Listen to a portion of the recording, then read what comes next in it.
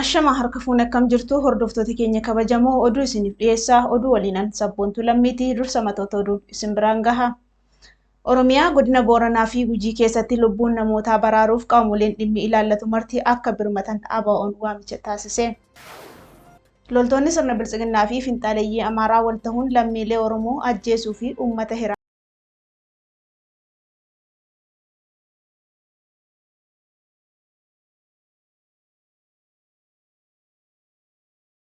dabarra. Oromiyaa godina Booranaa fi Gujii keessatti lubbuun namootaa baraaruuf qaamoleen dhimmi ilaallatu marti akka birmatan addi bilisummaa Oromoo waamicha taasise. Addi bilisummaa Oromoo ibsa guraandhala 27 bara 2023 baaseen qaamoleen dhaabbata mootummoota gamtoomanii fi qooda fudhattoonni marti godinaalee Booranaa fi Gujii keessatti lubbuu lammiilee beelaan gaaga'amaa jiru baraaruuf akka birmatan gaafate. Rakkoon har'a kanatti hammaatee sadarkaa kanarra osoo hin ga'in dura qaamoleen dhimmi ilaallatu hundi tarkaanfii barbaachisaa ta'e akka fudhataniif deddeebi'ee waamicha gochuu fi kan dheere ABO'n ji'a onkololeessaa bara 2021 keessa hongee kibba Oromiyaa balaawwan hammaatoo jireenya dhala namaa keessaa tokko akka ta'u ibsee turus yaadachiise. Dararama godinaalee kanneen keessatti dhala namaa mudachaa jiru dandamachuun ulfaataa ta'uu kan hubachiise ABO'n dararama hawwan jaarolii fi daa'imman irra gahe akkasumas beeyladoonni madda jireenya uummata naannichaa ta'an bishaanii fi soorata dhabanii sadarkaa amma mudate kanarratti dhumanii arguun kan laphee namaa cabsu ta'uu addeesse.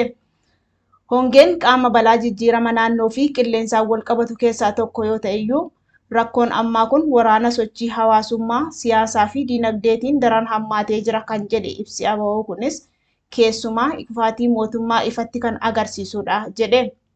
Mootummaan tasgabbaa fi itti gaafatamummaan itti dhaga'amu rakkoolee balaa akkanaatiin wal qabatanii dhufan salphaatti to'achuu danda'a.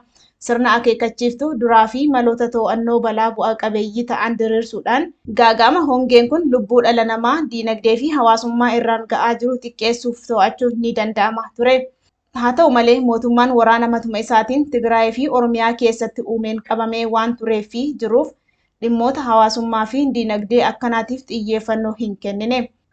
Balaa hongee haaluu fi irraa baqachuun amala mootummoonni Itoophiyaa dhufaa darbaan ittiin beekamanidha jechuun sababaa fi madda rakkoo ulfaataa amma mudate kana ifoomse. Gargaarsi namoomaa qaamolee dhimmi ilaallatuun uummata balaa hamtuu jalatti argamuuf taasifamaa jirus saffisa kan hin qabne, bu'a qabeessa kan hin taane, boodatti kan harkifatee fi baay'ee xiqqaa qindoomina hin qabne ta'us ibsi addi bilisummaa Oromoo har'a baase ni hubachiisa. Yeroo ammaa kanatti dirmannaa fi gargaarsi uummata Oromoo baadiyyaa irraa eegalee hanga sadarkaa idil addunyaatti gochaa jiru abdii kan namatti horuu fi nama jajjabeessu ta'uu kan tuqe ibsichi tokkummaan uummata keenyaa warra rakkoo balaa fi hongee jala jiraniif abdii fi jajjabina guddaa ta'ee jira jedhe.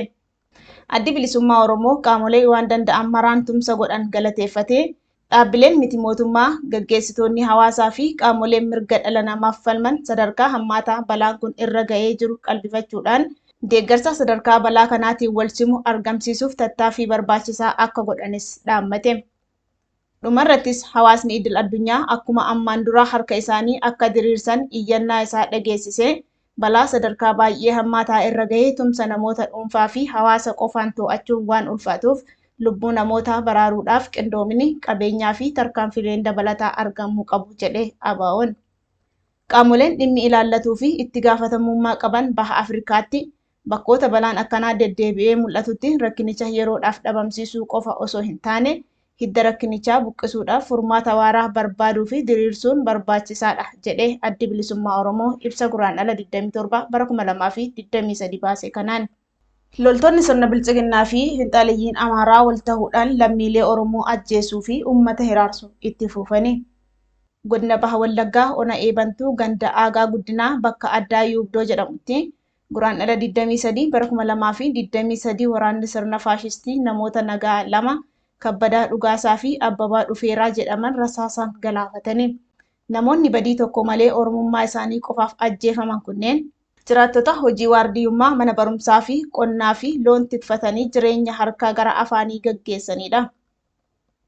Kana malees ganduma kana keessa dargaggoonni 4 kan yeroof maqaan isaanii adda hin baane humnoota tika mootummaa bilisiginnaatiin butamanii gara ona giddaa ayyaanaa geeffamuun akka hidhamantu barame.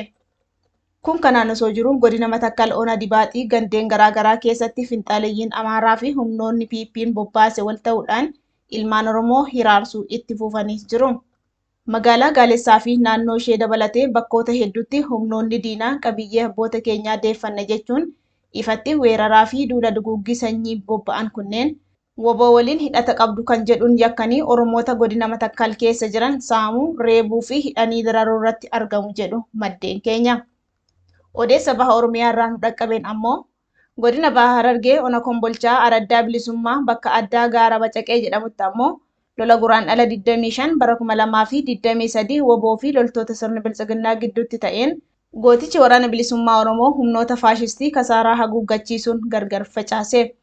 Loltoonni sirnichaa kasaaraan irra gahe uummata irratti haaloo bahuuf bakka addaa Qaalluu jedhamutti isintu woboo deeggareen rukkuchiise jechuun uummata nagaa irratti reebicha raawwachuu kan ibsu gabaasni nu dhaqqabe. Uummanni ganda tokko ganda biraatti sosso'ee jireenya guyyuu akka hin gaggeeffamne ugguramaa akka jirus ifa godha. Daawwattoota keenya kabajamoo lammiilee keenya Oromiyaa keessaa beelaan dararamaa jiraniif haa birmannuun dhaamsa keenya yeroo maraati. Oduun keenya har'aaf qabnu kanumaan goolabamee jira. Waan nu hordoftaniif galatoomaa jenna.